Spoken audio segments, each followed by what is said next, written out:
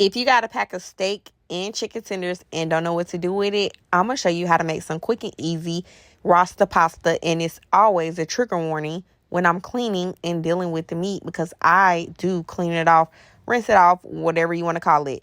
Anyway, I removed the tendon from the chicken tenders, cleaned those off, and I cleaned off my steaks. I went in with some seasonings, the base seasonings, steak seasoning for the steaks, and the chicken seasoning, and a little bit of Cajun for the chicken tenders, because I'm making some Cajun rasta pasta. If you want the details on this recipe, it's in my cookbook, which is in my bio. Anyway, in a hot skillet, I went ahead and grilled my chicken tenders. I made sure they were completely done. I cooked them on both sides. I was using some olive oil to do this, only because I'm going to use the same pan for everything. It's a one pan show, and I'm going to show you just exactly how to do it. When your chicken tenders are almost like basically done, but you want them to get a little bit more brown, you want to go in and add your steaks. Now, you can use a separate pan if you're not that advanced in the kitchen. But again, I'm going to show y'all how to make this rasta pasta in one pan, quick and easy. Once your chicken tenders are done, you want to go ahead and chop those up. Roughly chop them.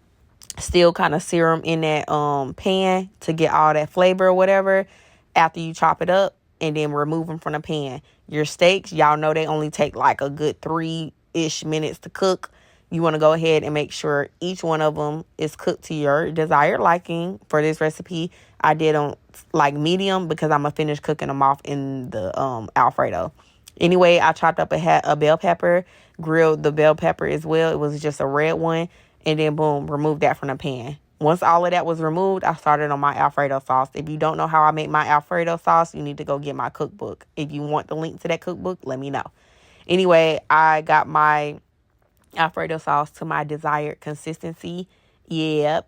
And no, I'm not turning my stove down because I'm watching it. Anyway, I chopped up my steak. My bell pepper was already chopped up. I chopped up the chicken, as y'all seen, mixed it around in that sauce, and that's why I left my steaks medium, because they're going to finish cooking off in this pan. I told y'all it's a one pan.